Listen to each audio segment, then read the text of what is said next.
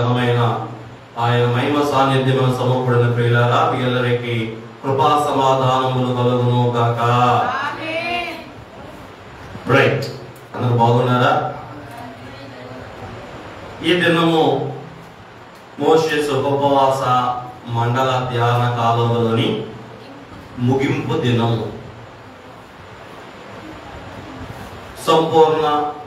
సంపూర్ణము చేసుకునే దినము. ఇన్ని గడిచిన 39 దినాలు ప్రభు ఆయన ఆత్మ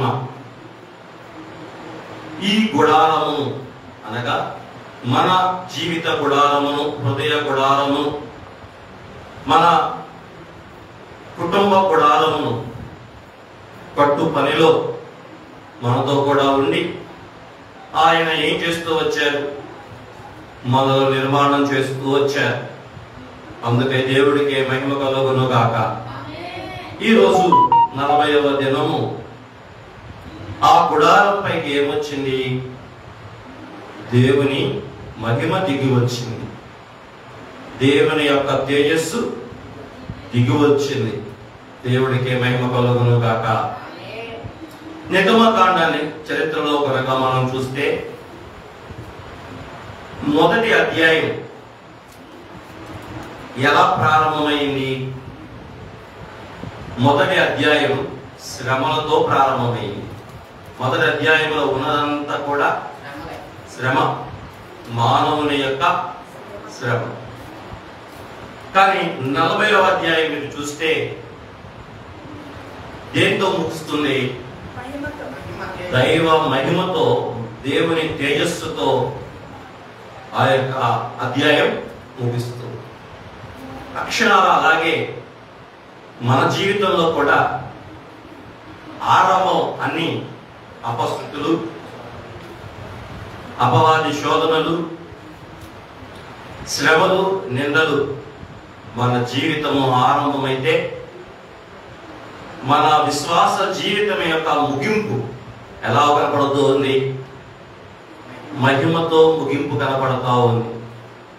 దేవుని తేజస్సుతో ముగింపు కనపడతా ఉంది. దేవుడికి మహిమ కలుగును గాక.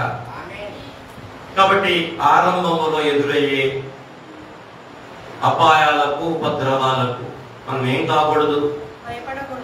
భయపడకూడదు, జడియకూడదు, వెనక్కి జారకూడదు.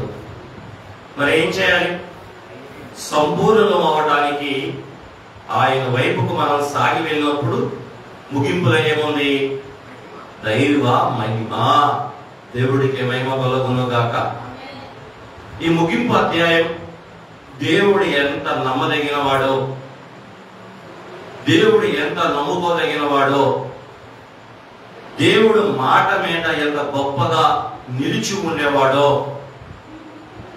దేవుని యొక్క సంకల్పం ఎంత దృఢమైందో, తాను ఉద్దేశించినది ఎవరు కూడా నిష్ఫలము చేయలేదో, ఆయన సంకల్పించినది నిశ్చయముగా జరిగించువాడో ఈ ముగింపు అధ్యాయం ద్వారా మనకు రూఢి చేయబడుతుంది, రుజువు పరచబడుతుంది.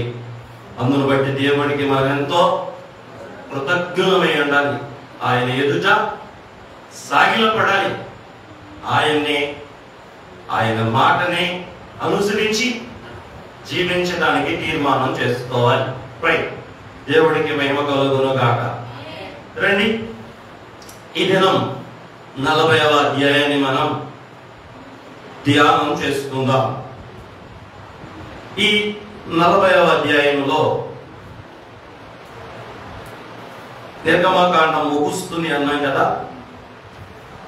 ఈ ముగింపు అధ్యాయం అంతా కూడా ఒక మాటతో తరచుగా ఆ మాట చెప్పబడడం ఈ అధ్యాయంలో మనం చూడొచ్చు.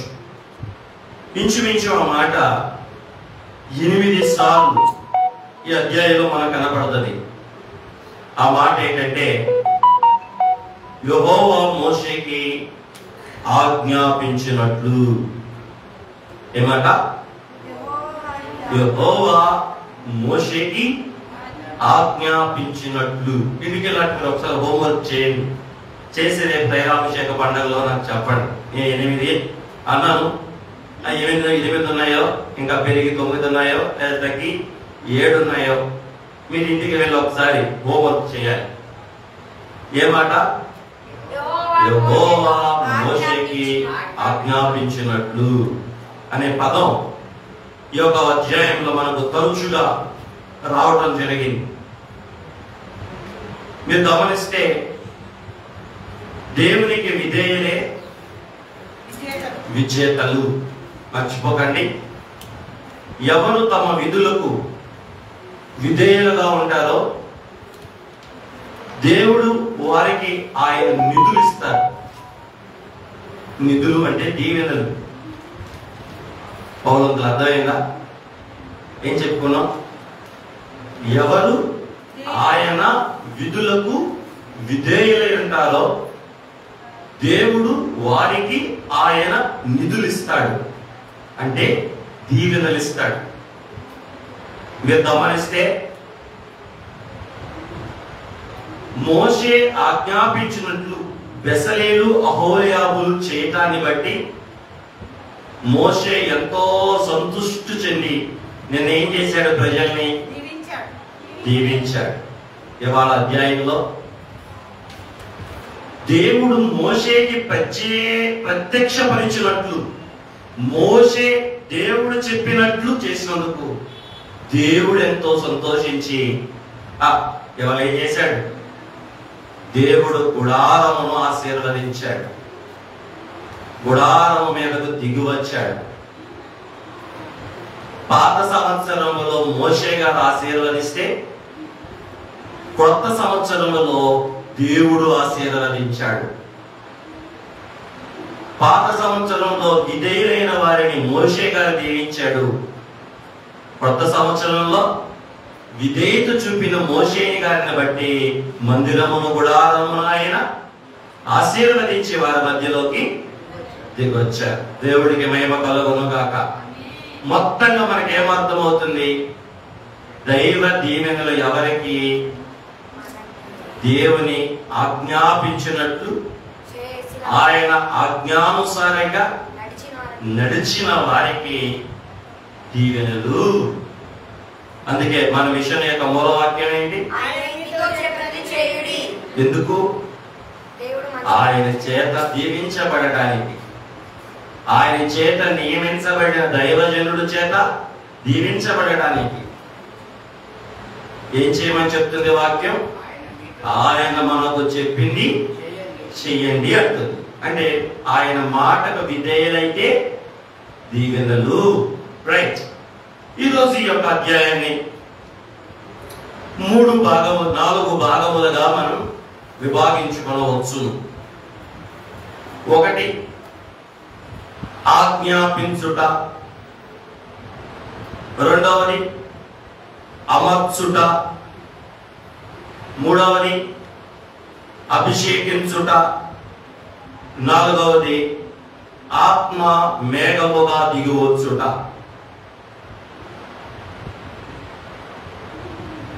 ఏం చెప్పుకున్నాం? ఆజ్ఞాపించుట.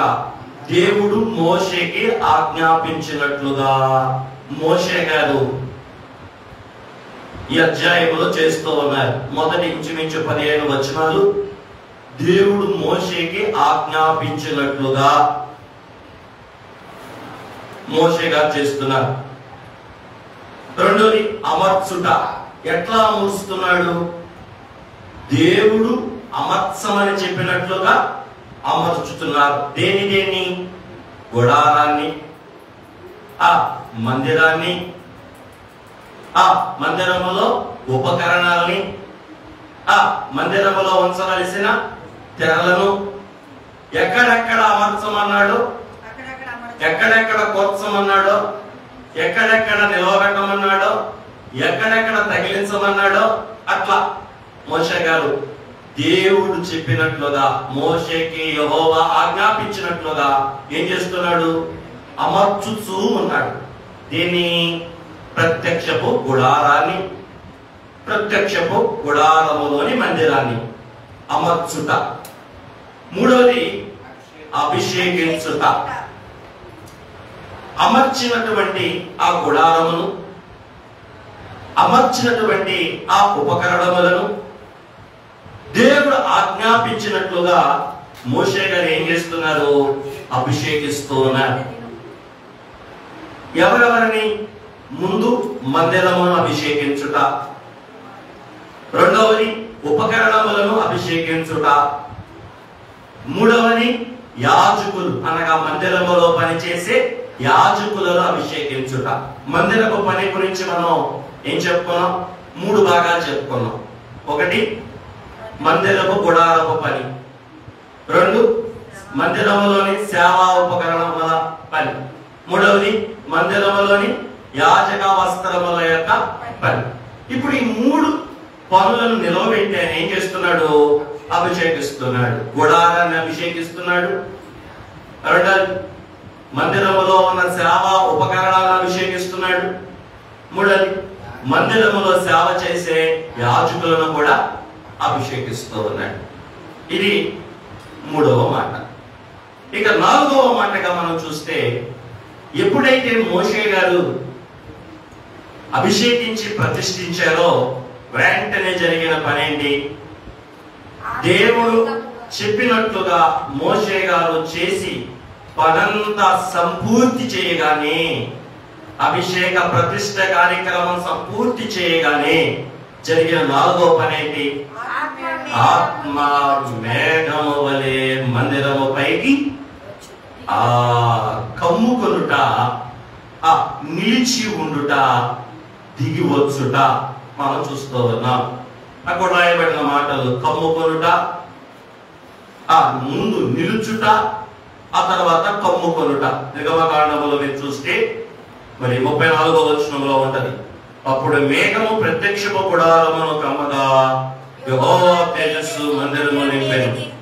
ఆ మేఘము మందిరము మీద నిలుచుట చేత మందిరము యెహోవా తేజస్సుతో నిండెను. ఎప్పుడు జరిగింది ఈ పని?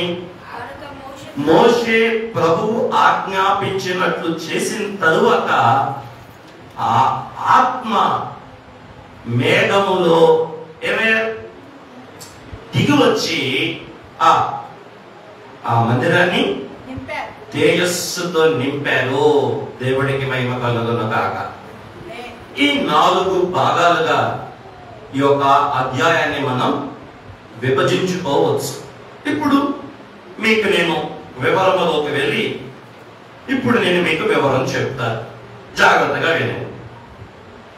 ఈరోజు నిర్గమకాండములో జరిగిన పని 36వ అధ్యాయం నుండి 39వ అధ్యాయం వరకు ఏం జరిగింది? ప్రత్యక్షత యొక్క నెరవేర్పు క్రమం జరిగింది. ఎక్కడి నుంచి ఎక్కడి దాకా? 36 నుంచి 39 దాకా. మరి 25 నుండి 35 దాకా ఏం జరిగింది? మధ్యలో కొన్ని అధ్యాయం మినహాయిస్తే ప్రత్యక్షతను పొందుకోవడం జరిగింది. మీకు మొన్న సింహాసనం గురించి చెప్పాయి కదా. ప్రత్యక్షపరచబడిన సింహాసనం, పూర్తి చేయబడిన సింహాసనం, ప్రతిష్ఠించబడిన సింహాసనం. 35వ అధ్యాయం వరకు ప్రత్యక్షపరచబడిన స్థితి క్రమం. 36 నుంచి 30 దాకా పూర్తి చేయబడిన క్రమం. 40వ అధ్యాయము ప్రతిష్ఠించబడిన క్రమము. ఏంటి? ఈ 3 జరగాలి. ఈ 3 జరగాలి. మీకు మధ్యలో ఒక భాగం కూడా చెప్పాను. ఏ భాగం? ప్రత్యక్షత పొందుకోవడానికి కాలం, నెరవేర్పు జరిగే కాలం, మధ్యలో ఉన్న కాలంలో కూడా చెప్పాను. ఎదురు చూచే కాలం, పని చేసే కాలం, పాడు చేయబడే కాలం, పడగొట్టబడే కాలం, బాగు చేసే కాలం, స్వస్థపరిచే కాలం, ఇంకే కాలం చెప్పాను, బలపరిచే కాలం, ఫలములు ఫలింపు చేసే కాలం. గుర్తుందా? ఈ కాలాల గురించి చెప్పాను, మన ధ్యానాల్లో ఇది చెప్పాను. మీరు వెనక్కి కనుక వెళ్ళగలిగితే ఈ 8 కాలాలు ఏ కాలానికి మధ్యలో ఉన్నాయి? ప్రత్యక్షత అందుకునే కాలానికి, ఆ ప్రత్యక్షత నెరవేర్చుకునే కాలానికి మధ్యలో ఉన్న కాలాలు. కాబట్టి ఇప్పుడు ఆ కాలాలు దాటి ఎక్కడికి వచ్చాం? నెరవేర్పు కాలములో కూడా దాటి ఇప్పుడు ఎక్కడికి వచ్చాం? ప్రతిష్ఠించే కాలానికి వచ్చాం. చరిత్ర ఒక మాటలో మీకు చెప్తా. ఆ రోజు 2వ సంవత్సరము మొదటి నెల మొదటి తారీఖు. ప్రతిష్ఠించిన రోజు ఏ రోజట? 2వ సంవత్సరం మొదటి నెల మొదటి తారీఖు. వాళ్ళు బయలుదేరిన ఏ రోజు? మొదటి సంవత్సరం మొదటి నెల 15వ తారీఖు బయలుదేరారు. ఏ తారీఖు బయలుదేరారు? 15వ తారీఖు బయలుదేరారు. అంటే వీళ్ళు బయలుదేరే వాళ్ళకి ఎన్ని రోజులు? ఇంచుమించు సంవత్సర కాలం. ఒక 3 నెలల ప్రయాణం ఎక్కడి దాకా చేశారు? సీనాయి శిఖరం దాకా చేశారు. ఆ తర్వాత 2 40 మోషే గారు కొండపైన ఉన్నప్పుడు ఇంచుమించు అదొక ఎన్ని నెలలు? 3 నెలలు. ఆ 3 6 నెలలు పోగా ఈ ప్రత్యక్షపు గుడారాన్ని నిర్మాణం చేయడానికి పట్టిన కాలం ఎన్ని కాలం? 6 నెలలు తయారు చేశారు. ఎన్ని నెలలు? 6 నెలలు. మిమ్మల్ని ప్రశ్న అడగాలి, ఏది తయారు చేయడానికి 6 నెలలు పట్టింది? ప్రత్యక్షపు గుడారము తయారు చేయడానికి పట్టిన కాలం 6 నెలలు. మరి దేవుడు ఈ లోకాన్ని కలగచేసి ఈ లోకములో నన్ను పెట్టడానికి దేవుడికి పట్టిన కాలం ఎంత కాలం? బాగా చెప్పావు. 6 రోజులు. ఆదికాండం 1వ అధ్యాయంలో ఉంటది ఈ మాట. నిర్గమకాండం 20వ అధ్యాయంలో కూడా ఉంటది ఈ మాట. దేవుడు 6 రోజులు పనిచేసి 7వ రోజు విశ్రాంతి పొందిన కనుక మీరు విశ్రాంతి దినమును ఆచరించవలెను అని 20వ అధ్యాయంలో ప్రభు చెప్తారు. దీని యొక్క చరిత్ర మనకి ఆదికాండం 1వ అధ్యాయంలో చూడొచ్చు. అంటే ఈ సృష్టి తయారు చేయడానికి దేవుడికి పట్టిన కాలం ఎంత? 6 రోజులు. దేనికి? ఈ సృష్టిలో నన్ను పెట్టడానికి, ఈ లోకంలో నన్ను పెట్టడానికి, ఈ సృష్టిని తయారు చేయడానికి దేవుడు పెట్టిన కాలం 6 రోజులు. ఈ ప్రత్యక్షము గుడారం తయారు చేయడానికి పట్టిన కాలం 6 నెలలు. అంటే ఈ ప్రత్యక్షము గుడారమును ఎందుకు తయారు చేయించుకుంటాడు ఆయన? ఆయన వచ్చి నివాసం చేయడానికి. నేను ఉండే ఇల్లు కడతాకేమో 6 రోజులు పట్టింది, ఆయన ఉండే ఇల్లు కట్టడానికేమో 6 నెలలు కట్టింది. మిమ్మల్ని అడగాలి, లోకం పెద్దదా గుడారం పెద్దదా? లోకం పెద్దదా గుడారం పెద్దదా? గుడారం పెద్దదా? ఏముంది? 100 మూరలేగా. మరి లోకం చాలా పెద్దది. లోకమే పెద్దది గుడారం కంటే, ఈ భూలోక గుడారం కంటే.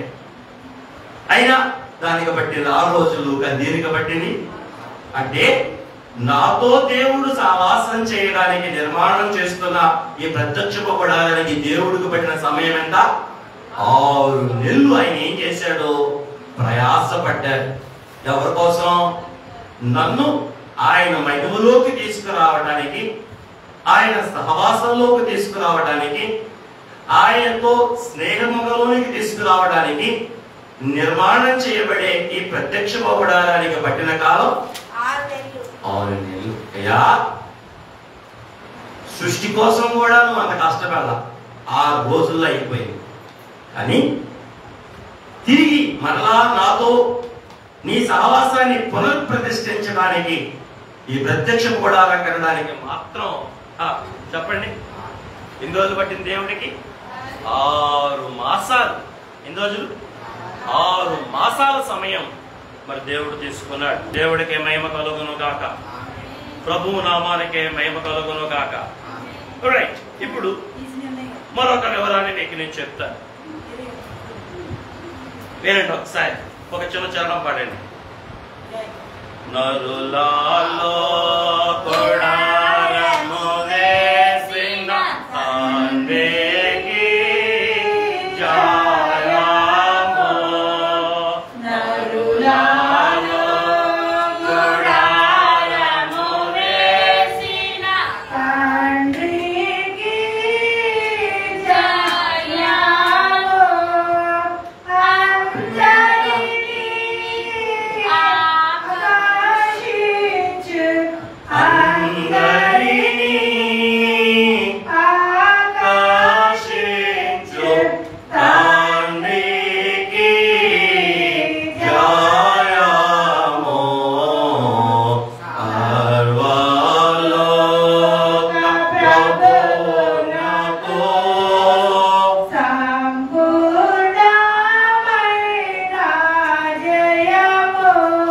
దేవునికే మహిమ కలుగును కాక, ప్రభుకే మహిమ కలుగును కాక. ఒక వచనం చదువుకుందాం. నిర్గమకాండము 40వ అధ్యాయము 17వ వచనం. రెండవ సంవత్సరమున మొదటి నెలలో మొదటి దినమున మందిరము నిలువ పెట్టబడిను. చాలు. ఏమని రాయబడింది అక్కడ? మందిరం ఏం చేయబడిందంట? నిలవబెట్టబడింది. ఏ రోజు? రెండవ సంవత్సరం మొదటి నెల మొదటి తేదీ. అంటే ఎన్ని రోజుల తర్వాత నిలబెట్టబడింది అని చెప్పుకున్నాం ఇప్పుడు దాకా? 6 నెలలు. ఏంటి? 6 నెలలు పట్టింది. ఏం చేయడానికి? మందిరాన్ని అంటే మందిరాన్ని నిలవబెట్టింది ఒక రోజు నిలబెట్టాడు, కానీ ఆ నిలవబెట్టడానికి అవసరమైనవన్నీ తయారు చేయడానికి పట్టిన కాలం 6 నెలలు. వాస్తవానికి ఈ మాట నీకు అర్థం అవడానికి 3 మాటలు నీకు చెప్తాను.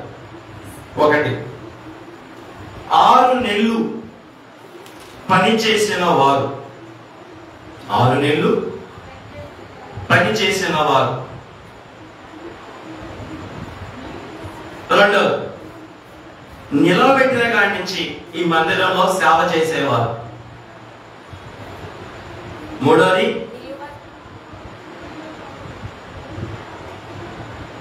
నిలవబెట్టబడుతున్న ఈ మందిరంలో సేవ చేసేవారు. నిలవబెట్టబడే ఈ మందిరంలో పని చేసేవారు లేదా సేవా పని చేసేవారు. నిలవబెట్టబడే ఈ మందిరంలో సేవా పని జరిగించేవారు. 3, ప్రతిష్ఠించే వారు. ఈ మందిరమును నిలవబెట్టి ప్రతిష్ఠించేవారు.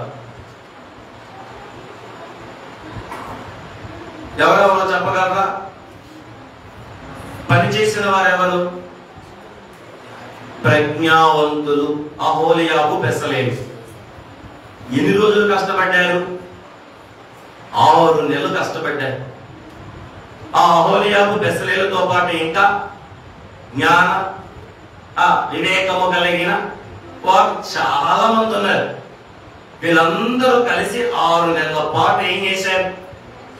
పరలోకపు గుడారాన్ని దేవుడు కొండ మీదకు తెచ్చి చూపించగా, ఆ చూపించిన ఆ గుడారం యొక్క నమూనాని మోషే గారు కిందకొచ్చి అహోలియాబుకు, బెసలేలకు చెప్పగా, చెప్పబడిన రీతిగా ఆ మందిరాన్ని తయారు చేయడానికి ఎన్ని రోజులు పట్టింది? 6 నెలలు పట్టింది. 6 నెలల పని.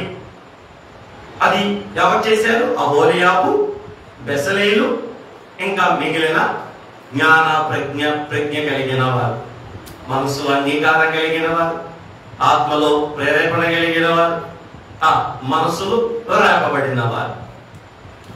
మరి మందిరంలో సేవ చేసేవారు ఎవరు? యాజకులు. మందిరంలో సేవ చేసేవారు ఎవరు? అహరోను పిల్లలు. ఈ మందిరాన్ని ప్రతిష్ఠించిన వారు ఎవరు? మోషే గారు. మిమ్మల్ని అడగాలి, ఈ 3 పనిలో ఏ పని కష్టమైన పని? నిర్మించే పనా ప్రతిష్ఠించే పని,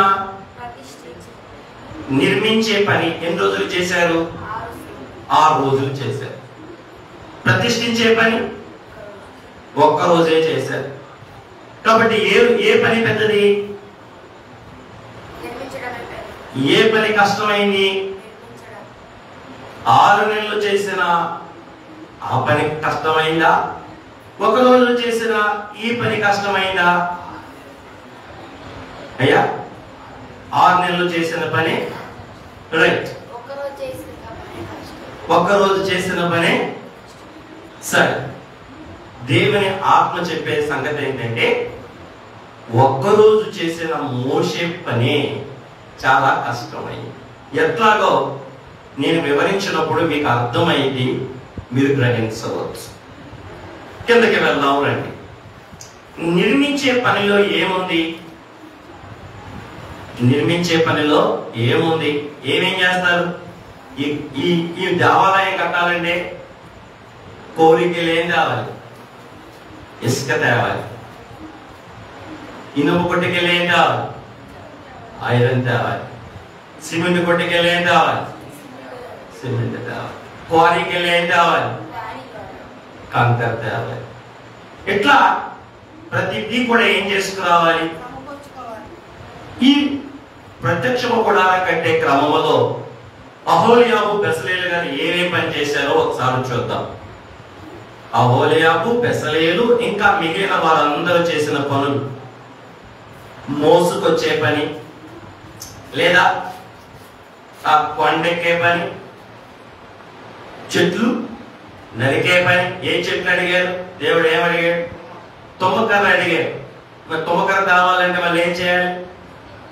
దాన్ని నరుకురావాలి, మోసుకురావాలి. ఏమేమి పనులు ఉన్నాయి? ఇంకా కొండెక్కే పని, నరికే పని, మోసుకొచ్చే పని. వాటిని మళ్ళా మోసుకొచ్చి మన దేవుడి దగ్గరికి తీసుకొచ్చే పని. తీసుకొచ్చిన వాటిని దేవుడు చెప్పిన కొలతల ప్రకారం చెక్కే పని. చెక్కి ఆ దేవుడి లెక్కకు సరిచేసే పని. అంటే దేవుడు ఎంత చెప్పాడో 5 మూరలు అన్నాడు. 5 మూరలే ఉండాలి, ఎక్కువ ఉండకూడదని ఏం చేయాలి? సరిచేయాలి, సరిచేసే పని. అలాగే దేవుడి కొలతకి అమర్చే పని. దేవుడు ఎంత కొలత చెప్పాడు ఆ కొలతకి ఆ కుసులు ఏం చేయాలి? ఆ దిమ్మల్లోకి కూర్చాలి. అలాగే పొదిగే పని. ఏం పొదగాలి? పొదిగే పని. బంగారాన్ని పొదగాలి, రత్నాలను పొదగాలి, పొదిగే పని. విచిత్రమైన పనులు కల్పించే పని. ఏం విచిత్రమైన పనులు? అభిషేక తైలము తయారు చేయాలి. అలాగే ఇంకా విచిత్రమైన పనులు అంటే ఇక పనులు మరి ఎవరు చేయలేనటువంటి పనులు. ధూప వేదిక మీద వేసే ఆ ధూప సాంబ్రాణి, ఇవన్నీ కూడా ఏం పనులు? విచిత్రమైన పనులు. దేవుడు కొన్ని లవంగి పట్టు, కొన్ని ఇంగ్రీడియంట్స్ చెప్తాడు. చివరికి అంటాడు ఏ నరుడు దాని వాసన కూడా, అలాగే ఏ నరుడి మీద దాన్ని పొయ్యిని కూడా పోయకూడదు అంటాడు. అటువంటి విచిత్రమైన పనులు ఎవరు చేశారు? వీళ్ళే చేశారు. అలాగే చెక్కే పని. చెక్కడం అంటే ఇందాకడేమో కర్ర చెక్కారు. ఇక్కడ ఏం చెప్తున్నారు? రత్నాలను చెప్తున్నారు. ఎపోదులో అది చక్కగా ఇమర్చబడేటట్లుగా వాటిని చెక్కడం, వాటి మీద వారి పేరు ముద్రించే పని, చెక్కే పని. వాటిపైన ముద్రలు ముద్రించే పని, బంగారాన్ని రేకులుగా కత్తిరించే పని. బంగారాన్ని ఏం చేయాలి? చక్కగా సన్న రేకులుగా తయారు చేసి ఇక్కడ కట్టాలి తలపాగా దగ్గర. అలాగే యెహోవాకి చుట్టూ గోటు బంగారంతో ఏర్పాటు చేయాలి. మరి బంగారాన్ని కత్తిరించే పని, మరి అల్లే పని.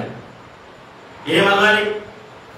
నీళ్ళతో రక్త వర్ణములుగా సన్న పేరనగా వాటిని ఏం చేయాలి? అల్లాలి. కుట్టే పని. ఏం కుట్టాలి? పైన తెరలు 5 5గా 6గా వాటిని ఏం చేయాలి? జత చేసి కొట్టాలి. అలాగే ఇవన్నీ కూడా ఎక్కడున్నాయి? ఎవరి పనులు ఇవన్నీ?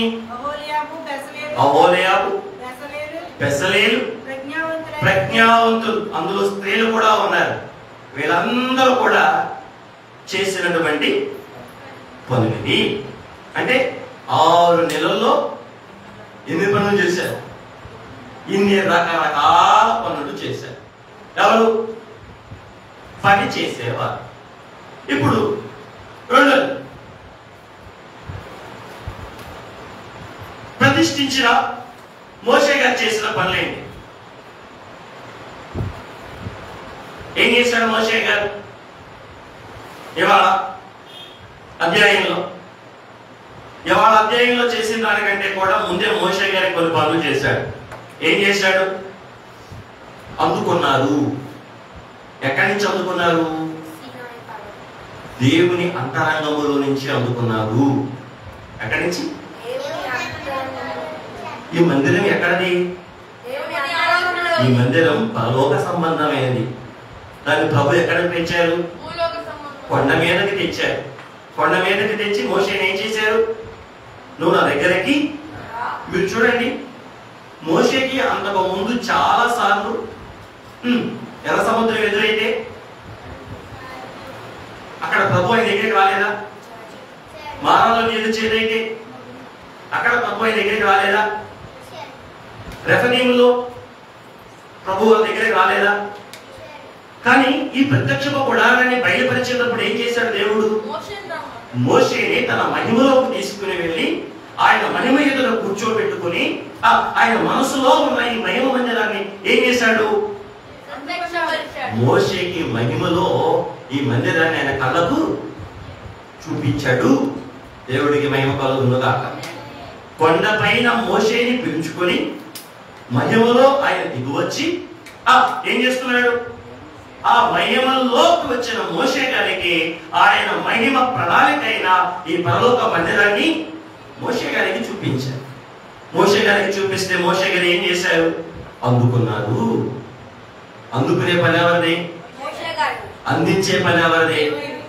దేవుడు అందించగా మోషే గారు ఏం చేశారంటే అందుకున్నారు. మన బైబిల్ విషయం కూడా అంతే. దేవుడు బంగారపు అక్షరాలతో మహిమాక్షరాలు, మహిమ బంగారంతో పోల్చబడింది కాబట్టి మహిమాక్షరములతో గాలిలో ఏం చేశాడు? ఆయన రాసి ఏమని రాశారు? Bible machine. రాసింది ఎవరు? దేవుడు. అందుకుంది ఎవరు? దైవజనుడు. అట్లాగే కొండ మీద చూపించింది ఎవరు? దేవుడు. చూసి అందుకుంది ఎవరు? మోషే గారు. దైవజనుడైన మోషే గారు. బైబిల్ మిషన్ కూడా అందించబడింది, అందుకోబడింది. అందించిన వారు దేవుడు, అందుకున్నవారు దైవజనుడు. దైవజనుడు దామరసయ్య గారు. అందుకే మనం ఎంతో ధన్యులు. ఎందుకు?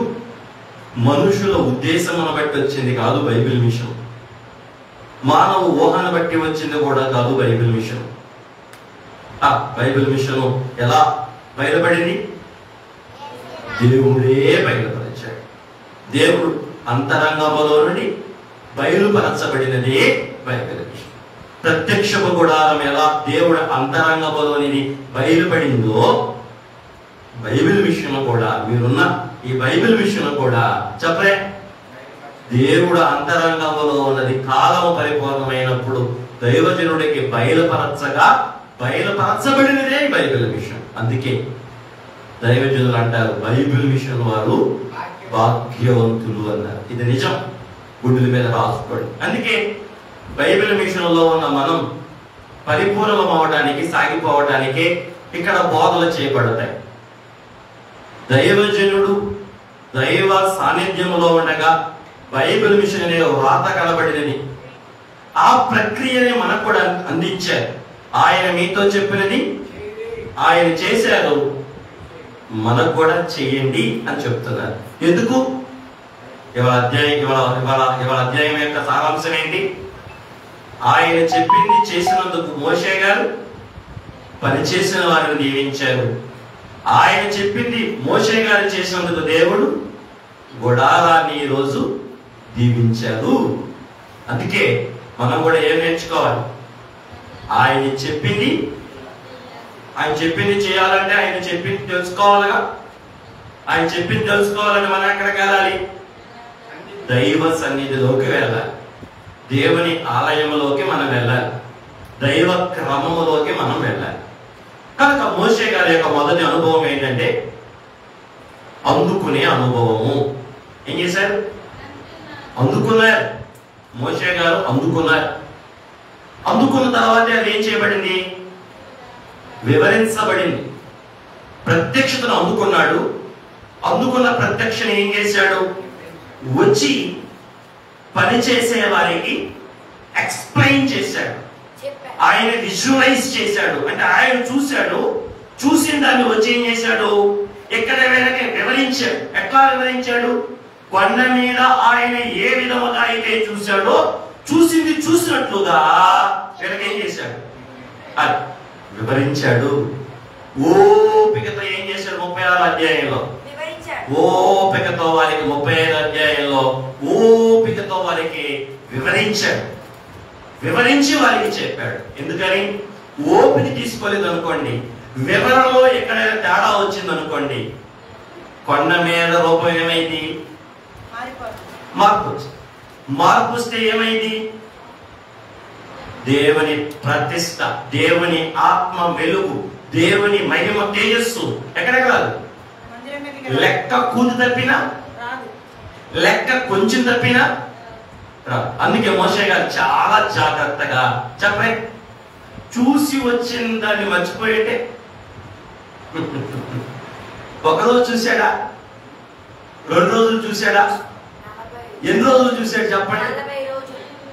40 రోజులు ఒకసారి చూశాడు. మళ్ళా తర్వాత ఇంకొక 40 రోజులు చూశాడు. మొత్తం చూసి ఎన్ని రోజులు? 80 రోజులు చూసిన విషయాలు. మరి మీకు ఫస్ట్ రోజు ఏ వాక్యం చెప్పాను గుర్తున్నాయి కదా? లక్ష్మి అండి, ఫస్ట్ చెప్పిన వాక్యం గుర్తుంది మీకు? ఏం బాబు గారు, మోషే గారు. మరి మోషే గారు, మరి ఈ మోషే గారు 80 రోజులు వినొచ్చి చూసి వచ్చాడు. మరి ఆ 80 రోజులు వినొచ్చి చూసి వచ్చిన వాడిని ఏం చేయాలి?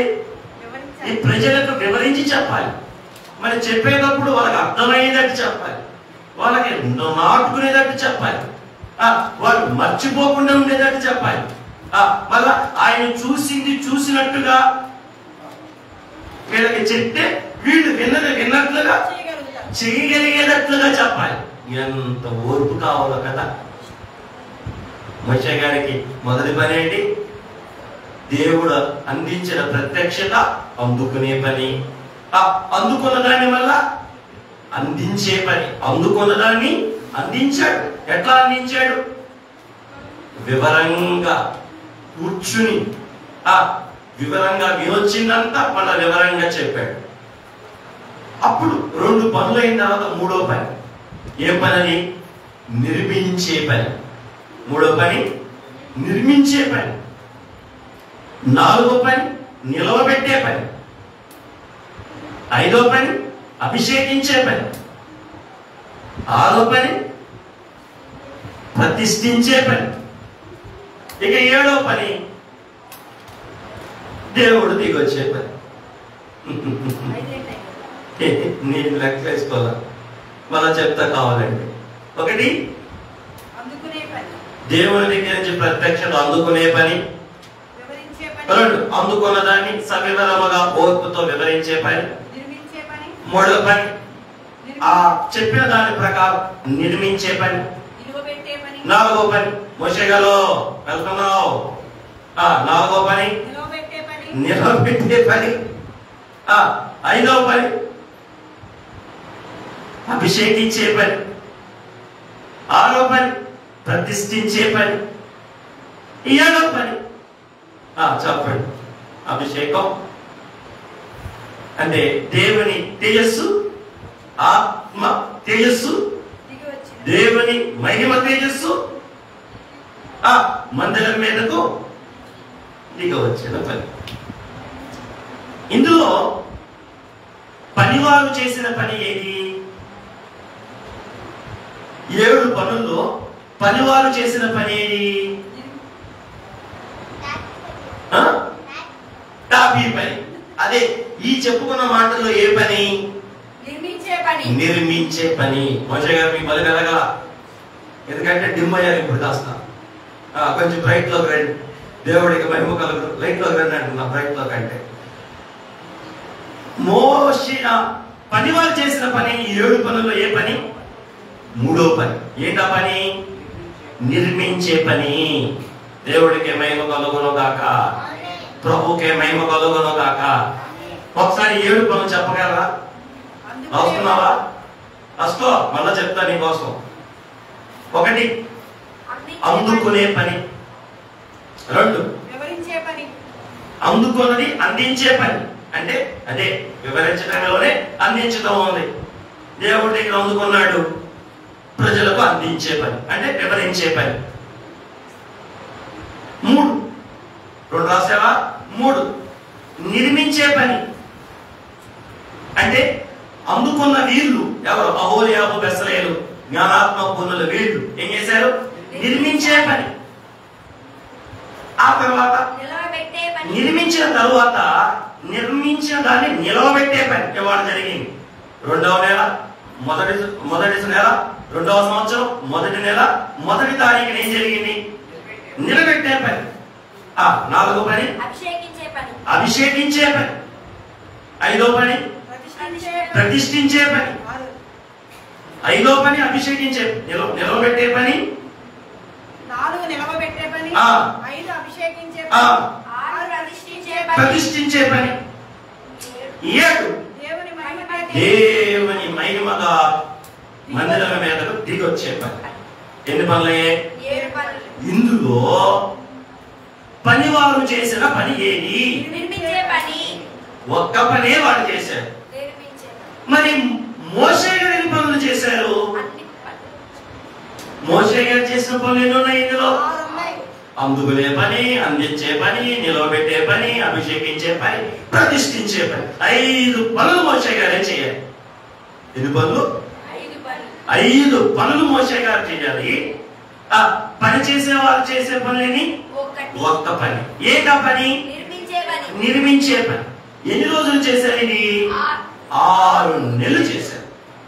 అంటే ఇంచుమించు 180 రోజులు చేశారు. ఈ 180 రోజులు చేసిన పని ఎంతమంది చేశారు? పెద్దలేమో 2, అహోలియాబు, బెసలేలు. వారి కింద చాలా మంది దేవుడు ప్రేరేపించిన వారు చాలా మంది వచ్చి పనిచేశారు. కానీ మిగిలిన పనులున్నాయే, అందుకునే పని, అందించే పని, నిలవబెట్టే పని, అభిషేకించే పని, ప్రతిష్ఠించిన పని ఎంతమంది చేశారు? ఒక్కడే. ఇప్పుడు చెప్పండి, నిర్మించే పని గొప్పదా? మోషే గారి పని గొప్పదా? మోషే గారు ఇందాక నువ్వు అన్నావని చెప్పి ఏం చెప్పుకుంటా వస్తున్నా. ఇందులో 6 నెలలు చేసిన పనే గొప్ప అన్నారు.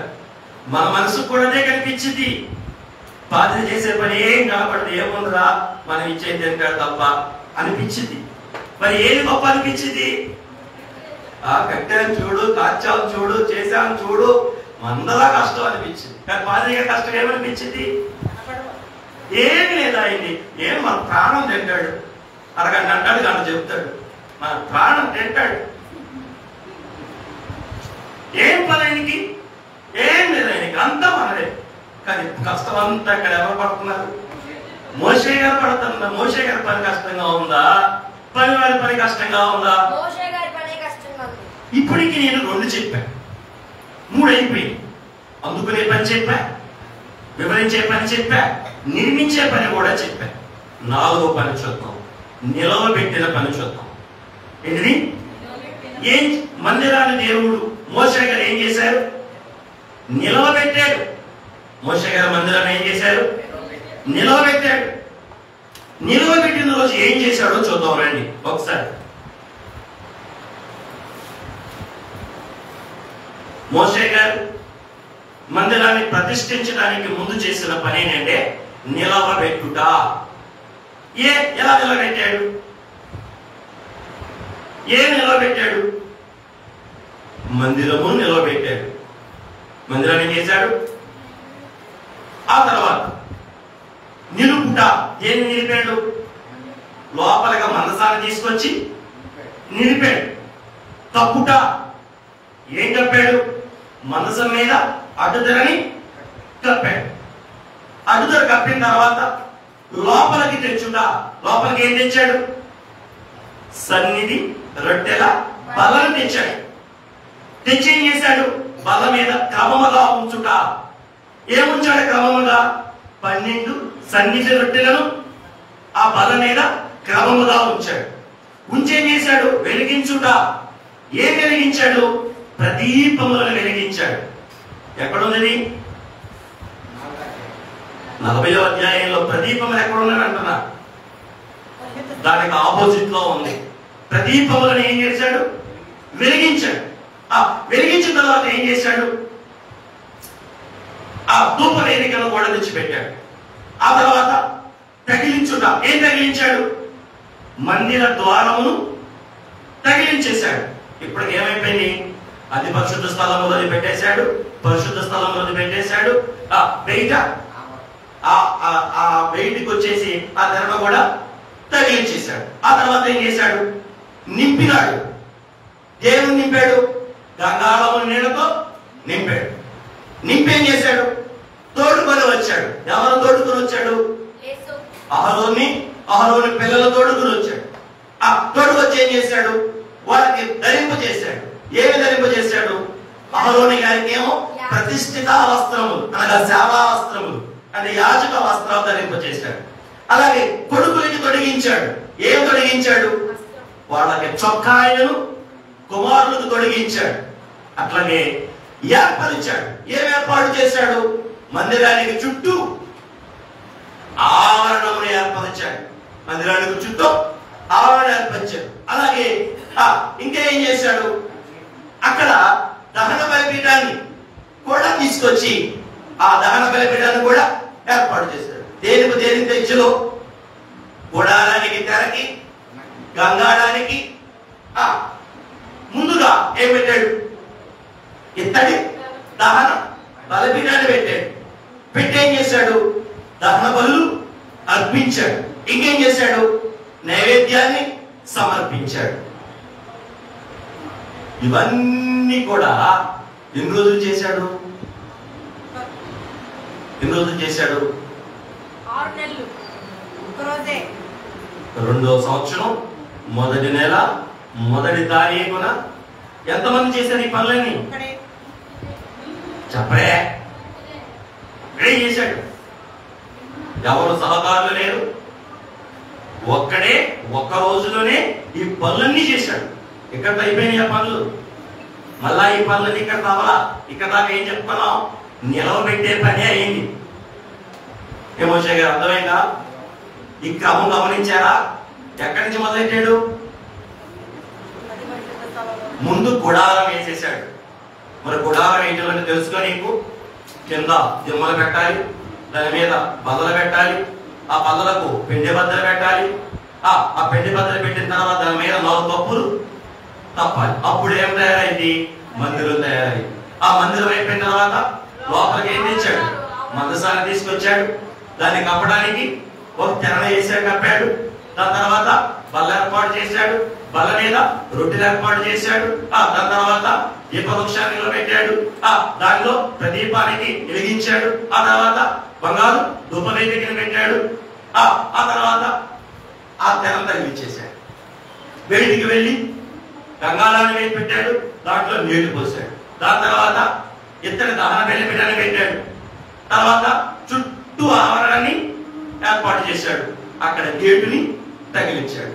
ఇచ్చి దహన బలిపీఠం మీద, ఇత్తడి దహన బలిపీఠం మీద దహన బలి అర్పించాడు. నైవేద్యాన్ని సమర్పించాడు. యాజకుల్ని తోడుకొచ్చాడు. వాళ్ళకి స్నానం చేయించాడు. వాళ్ళకి ప్రతిష్ఠిత వస్త్రాలు ధరింపజేశాడు. కొడుకులకేమో యాజక వస్త్రాలు వేశాడు. ఇవన్నీ చేసింది ఎవరు? మళ్ళీ ఏ ఉపకరణం దగ్గరికి వెళ్ళి 3 తర్వాత పని ఏంటి? అభిషేకించుట. అభిషేక తైలం తీసుకుని మందసం దగ్గరికి వెళ్ళి మందసాన్ని అభిషేకించాడు. ధూపవేది దగ్గరికి వచ్చి ధూపవేదికను అభిషేకించాడు. గంగాళం దగ్గరికి వచ్చి గంగా ప్రతి ఉపకరణం దగ్గరికి వెళ్ళి ప్రతి ఉపకరణాన్ని ఏం చేశాడు? అభిషేకించి ప్రతిష్ఠించాడు. ఎన్ని ఎవరు చేస్తారు? ఎన్ని రోజులు చేశాడు? మరి చెప్పండి, ఏ పని గొప్పది? ఏ పని గొప్పది? చెప్పండి అసలు మోషే గారు చేసిన పనులు ఏంటి? నిలబెట్టుట. ఇవాళ 40 అధ్యాయంలో చెప్పుకుందాం. నిలబెట్టుట, అభిషేకించుట, ప్రతిష్ఠించుట. ఈ 3 జరిగిన తర్వాత ఏం జరిగింది? దేవుని యొక్క మహిమ తేజస్సు మందిరాన్ని చూడండి, బాగా గుర్తుపెట్టుకోండి. పుట్టి నిర్మాణం జరిగితే సరిపోయిందా? మరి నిర్మాణం ఏమవ్వాలి? నిలబెట్టబడాలి. నిలబెట్టింది ఎవరు? నిలబెట్టి సరిపోయిందా? నిలబెట్టాలంటే ఏం చేయాలి? అభిషేకించాలి. అభిషేకించిన వాడిని ప్రతిష్ఠించాలి, ప్రత్యేకించాలి. అప్పుడు కానీ ఏం జరగల? అయ్యా, ఎక్కడ మోషే గారు తప్పు చేసినా, ఎక్కడ మోషే గారు లోపం చేసినా, ఎక్కడ మోషే గారు కొండ మీద చూపించినట్టు ఆ తెర సగమే వేసి కొంచెం సగం తెర అయిపోయినా, 12 రొట్టెలకు 10 రొట్టెలు పెట్టినా, 7 దీపాలు 1 దీపం వెలిగించిన ఏమయ్యేది కాదు. కానీ మోషే గారు ఏం చేశారు? ఒక వచనం చదవండి, నా మాట ముగిస్తా. 16వ వచనం, 40:16. మోషే ఆ ప్రకారము చేసెను. యెహోవా అతనికి ఆజ్ఞాపించిన వాటినన్నిటిని చేసెను. ఇక్కడ 3 మాటలు రాయబడ్డాయి. 1 ఆ ప్రకారమే చేసెను, 2 ఆజ్ఞాపించిన అన్నిటినీ చేసెను, 3 అలాగుననే చేసెను. ఏంటంటే 3టికి భావాలు ఒకేలాగా ఉన్నాయి, కానీ భావం ఒకేలా మనకి అనిపించినా కానీ వేరు వేరు. 1 ఫస్ట్ ఏంటిది? ఆ ప్రకారమే చేశాను. ఏ ప్రకారం? కొండ మీద దేవుడు చూపించిన ప్రకారం. 2 ఆజ్ఞాపించిన నీటిని అంటే ఏంటి? మోషే వచ్చి వివరించి వాళ్ళకి తెలియచెప్పారు. చెప్పిన ప్రకారం ఏం చేశారు? వాళ్ళు ఆజ్ఞాపించినట్టు చేశారు. 3 అలాగుననే చేశారు. ఎట్లా చేశాడు? దేవుడు ముందు ఏది నిలబెట్టమన్నాడో, ఆ తర్వాత ఏది నిలబెట్టమన్నాడో, ఆ తర్వాత ఏ తైలు తీసుకోమన్నాడో, ఆ తర్వాత దేన్ని ఏ విధంగా అభిషేకించమన్నాడో అచ్చం అలాగే మోషే గారు ఏం చేశారు? ఒక వచనం చదవండి, 33వ వచనం. 3 మరియు అతడు మందసమునకును బలిపీఠమునకు చుట్టూ ఆవరణము ఏర్పరిచి ఆవరణము ద్వారము తెరవేసెను. అలాగున మోషే పని అయిపోయింది. మొత్తం అలాగుననే సంపూర్తి చేశాను. ఎలాగున దేవుడు ఎలా నిలబెట్టమన్నాడో అలా నిలవబెట్టి, ఎలా అభిషేకించమన్నాడో అలా అభిషేకించి, ఎలా ప్రతిష్ఠించమన్నాడో అలాగూ ప్రతిష్ఠించి పనంతా ఏం చేశాడు? అప్పుడు ఆ మందిరం మీదకి ఏమొచ్చింది? దేవుడి మహిమ, దేవుని తేజస్సు వచ్చి ఆ మందిరం మీద కప్పింది, ఆ మందిరం మీద నిలిచింది. ఏమైంది? కప్పింది, 2 నిలిచింది. మరి 40 రోజులు ఆయన దగ్గరికి వచ్చిన మనం కూడా ఏం చేయబడాలి? ఆయన మహిమతో నింపబడాలి, ఆయన మహిమతో కప్పబడాలి. అది ఎప్పుడు జరిగింది? మన జీవితంలో కూడా ఆయన ఆజ్ఞాపించినట్లు, ఆయన చెప్పినట్లు అలాగుననే ఎప్పుడు మనం చేస్తామో మన మీద కూడా ఏమి నిలిచింది? దేవుడి మహిమ. ముగింపులో ఒక్క మాట, ఈ 40వ అధ్యాయంలో ఉన్న ఈ క్రమం అంతా ఎందుకు నేను చెప్తాను. గుడి మీద రాసుకెళ్ళండి. నాలో, నీలో కాదు, నాలో, నాతో, నా మధ్యలో దేవుడు ఉండడానికి ఇలా చెప్పచ్చు. మనలో, మనతో, మన మధ్యలో ఆయన ఉండడానికి ఈ క్రమమంతా దేవుడు బయలుపరిచాడు. దేనికి? నాలో, నాతో, నా మధ్యలో ఆయన ఉండడానికి, మనలో, మనతో, మన మధ్యలో ఆయన ఉండడానికి ఈ క్రమాన్ని అప్పుడు మనం కూడా ఏం కట్టుకోవాలి? నా జీవితం అనే మందిరాన్ని, నా కుటుంబం అనే మందిరాన్ని, నా హృదయం అనే మందిరాన్ని, నా సంఘం అనే మందిరాన్ని, నా బైబిల్ విషయం అనే మందిరాన్ని ఏం చేయాలి? మనం కూడా దేవుని మహిమతో నింపుకోగలగాలి. అది ఎప్పుడు సాధ్యమైంది? మోషే గారు చేసినట్లుగా ఆయన ప్రత్యక్షతను అందుకొని ఆ ప్రత్యక్షత ప్రకారం చెప్పుకొని ఉండకూడదు వాటిని చెక్కేసుకుని ఆయన కొలతకి ఎక్కువ అవ్వకుండా తక్కువ అవ్వకుండా ఆయన చిత్తానికి సరిపడేటట్టుగా మన శరీర జీవితాన్ని, మన ఆత్మీయ జీవితాన్ని, మన విశ్వాస జీవితాన్ని, మన సంఘ జీవితాన్ని, మన లోక జీవితాన్ని, మన బహిరంగ జీవితాన్ని, మన అంతరంగ జీవితాన్ని ఏం చేయాలి? ఆయన చిత్తమునకు చక్కగా సరిపడేటట్టుగా మనం ఏం చేసుకోగలగాలి?